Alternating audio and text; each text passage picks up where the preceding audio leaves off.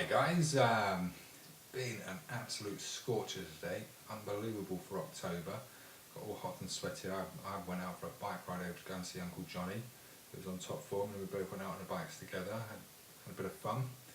Anyway, thought I'd give you a story, I'll read you a story and put it on your website. It's going to be another Horrid Henry. Just now I was looking on the website, on the BBC's website to have a look at the football, and it looks like Spurs beat Arsenal, which is always good. A nice 2-1 victory for Spurs, and that's the big derby. Norwich lost yesterday, but it was away to Manchester United, so that'd be their hardest game of the season, and it was only 2-0, so it was a really good performance by Norwich. And oh yeah, you left your cake here last week. We didn't have a pudding, but I took it to the office, and everybody who had a bit said it's absolutely lovely. So yeah, yum yum yum. Hopefully you can make another one. Anyway guys, we're going to have another Horrid Henry. This one's going to be Horrid Henry and the Fangmangler. Horrid Henry and the Fangmangler. Horrid Henry snatched his skeleton bank and tried to twist open the trap door.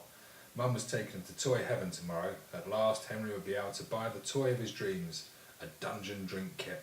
Ha ha ha, the tricks he'd play on his family, substituting their drinks for dungeon stinkers. Best of all, Moody Margaret would be green with envy. She wanted a dungeon drink kit too, but she didn't have any money. He'd have one first, and no way was Margaret ever going to play with it, except for buying the occasional sweet and a few comics. Henry had been saving his money for weeks. It just goes to show, if you save your money, you can sometimes buy just exactly what you want. Perfect Peter peeked round the door. I've saved £7.53, said Peter proudly, jingling his piggy bank. More than enough to buy my nature kit. How much do you have? Millions, said Henry. Perfect Peter gasped. You do not, said Peter. Do you?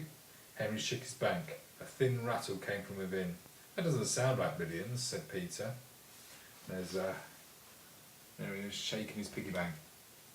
That's because £5 notes don't rattle, stupid, said Henry. Mum, Henry called me stupid, shrieked Peter. Stop being horrid, Henry, shouted Mum. Horrid Henry gave the lid of his bank a final yank and spilled the contents on the floor. A single solitary 5p coin rolled out. Oh dear, he's not going to buy much with that. Henry's jaw dropped. He grabbed the bank and fumbled around inside. It was empty. I've been robbed, howled Horrid Henry. Where's my money? Who stole my money? Mum ran into the room. What's all this fuss? Peter stole my money, screamed Henry. He glared at his brother. Just wait till I get my hands on you, you little thief. Oh. No one stole your money, Henry, said Mum. You've spent it all on sweets and comics. I have not, shrieked Henry. Mum pointed at the enormous pile of comics and sweet wrappers littering the floor of Henry's bedroom. What's all this then? Asked Mum. Horrid Henry stopped shrieking. It was true, he had spent all his pocket money on comics and sweets. He just hadn't noticed. It's not fair, he screamed. I saved all my pocket money, Mum, said Perfect Peter. After all, a penny saved is a penny earned. Mum smiled. Well done, Peter. Let that be a lesson to you. There she is, patting Peter on the head. I can't wait to buy my nature kit, said Perfect Peter. You should have saved your money like I did instead of wasting it, Henry. Henry growled and sprang at Peter. He was an Indian warrior scalping a settler. Yow! Screamed Peter. Henry, stop it, shouted Mum. Say sorry to Peter. I'm not sorry, screamed Henry. I want my money. And there they are, as per, fighting away. Any more nonsense from you, young man, and we won't be going to toy heaven, said Mum. Henry scowled. I don't care, he muttered. What was the point of going to toy heaven if you couldn't buy any toys? Horrid Henry lay on his bedroom floor kicking sweet wrappers. That dungeon drink kit cost $4.99. He had to get some money by tomorrow. The question was, how? He could steal Peter's money. That was tempting, as he knew the secret place in Peter's cello case where Peter hid his bank. Wouldn't that be fun when Peter discovered his money is gone? Henry smiled. On second thought, perhaps not. Mum and Dad would be sure to suspect Henry, especially if he'd suddenly had money and Peter didn't. He could sell some of his comics to Moody Margaret. No, shrieked Henry, clutching his comics to his chest. Not his precious comics. There had to be another way. Then Henry had a wonderful, spectacular idea. It was so superb that he did a wild war dance for joy. That dungeon drink kit was as good as his, and, better still, Peter would need to give him all the money he needed. Henry chortled. This would be as easy as taking sweets from a baby, and a lot more fun. Horrid Henry strolled down the hall to Peter's room. Peter was having a meeting at the Best Boys Club. Motto, can I help? With his friends Tidy Ted and Spotless Sam and Goody Goody Gordon. What luck, more money for him. Henry smiled as he put his ear to the keyhole and listened to them discussing their good deeds.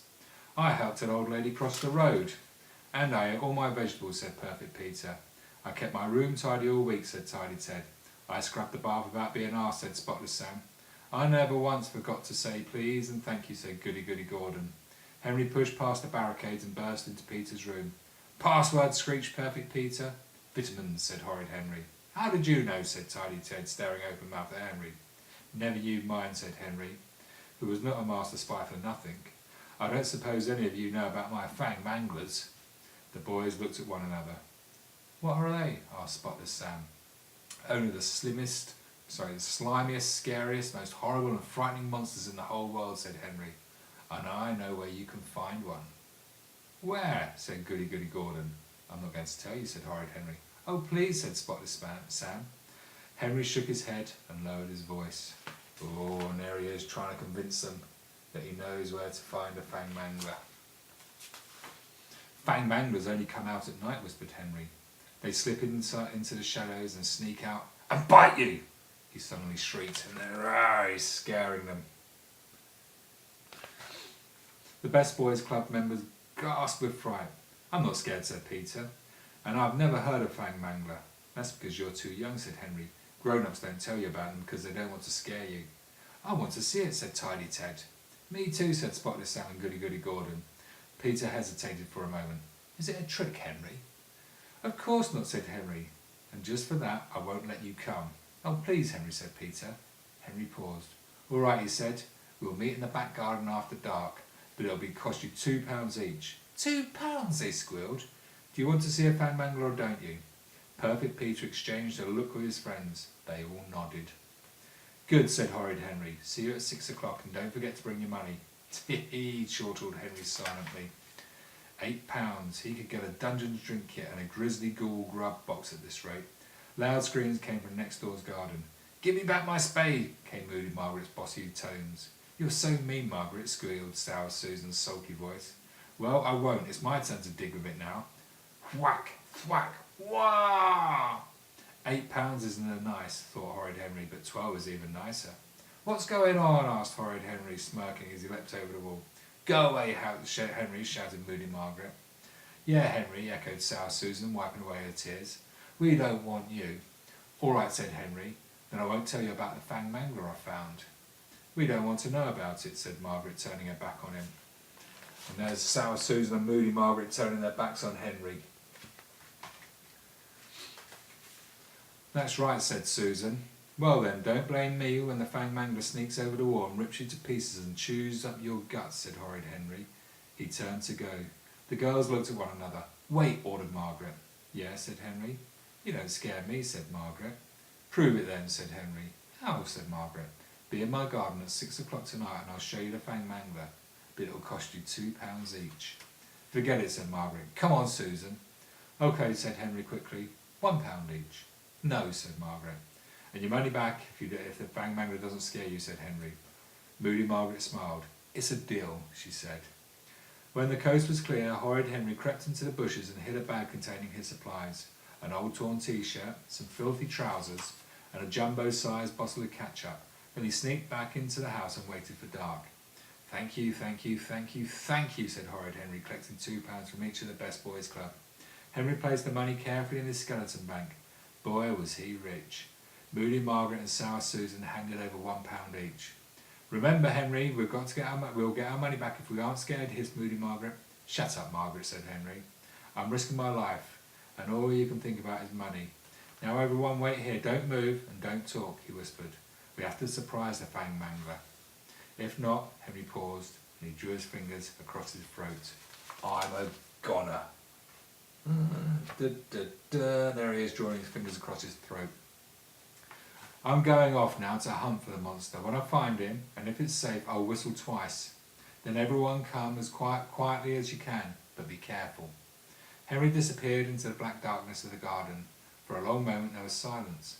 This is stupid, said Moody Margaret. Suddenly a low, moaning growl echoed through the moonless night. What was that? Said Spotless Sam nervously. Henry, are you alright? Henry? Squeaked Perfect Peter. The low moaning growl turned into a snarl. Thrash, crash! Help, help! The Fangmangler's after me! Run for your lives! Screamed Horrid Henry, smashing through the bushes. His t-shirt and trousers were torn. There was blood everywhere. The Best Boys Club screamed and ran. Sour Susan screamed and ran. Moody Margaret screamed and ran. Horrid Henry screamed and stopped. He waited till he was alone. Then Horrid Henry wiped some ketchup from his face, clutched his bank, and did a war dance round the garden, whooping with joy. Money, money, money, money, money, he squealed, leaping up and stopping. He danced and he pranced, he twirled and he whirled. He was so busy dancing and cackling, he didn't notice a shadowy type slip into the garden behind him. Money, money, money, mine, mine, he broke off. What was that noise? Horrid Henry's throat tightened. Nah, he thought, it's nothing. Then suddenly a dark shape leapt out of the bushes and let out a thunderous roar. Horrid Henry shrieked with terror. He dropped his money and ran for his life. The thing scooped up his bank and slithered over the wall. Horrid Henry did not stop running until he was safely in his room with the door shut behind him and barricaded. His heart pounded. There really is a Fangmangler, he thought, trembling. And now it's after me. Horrid Henry hardly slept a wink. He started awake at every squeak and creak. He shook and he shrieked. Henry had such a bad night that he slept in quite late the next morning, tossing and turning. Fizz, pop, gurgle, bang! Henry jerked awake. What was that? He peeked his head out from under the duvet and listened. Fizz, pop, gurgle, bang! Those fizzing and popping noises seemed to be coming from next door. Henry ran to the window and pulled open the curtains. There was Moody Margaret sitting beside a large toy heaven bag. In front of her was a Dungeons drink kit. She saw him, smiled, and raised a glass of bubbling black liquid. Want a Fangmangler drink, Henry? She asked Margaret sweetly. So there you go. You can't trick the girls all the time. Anyway, I hope you guys enjoyed that. I certainly did, and love you. Speak to you soon. Ta-ta. Mwah.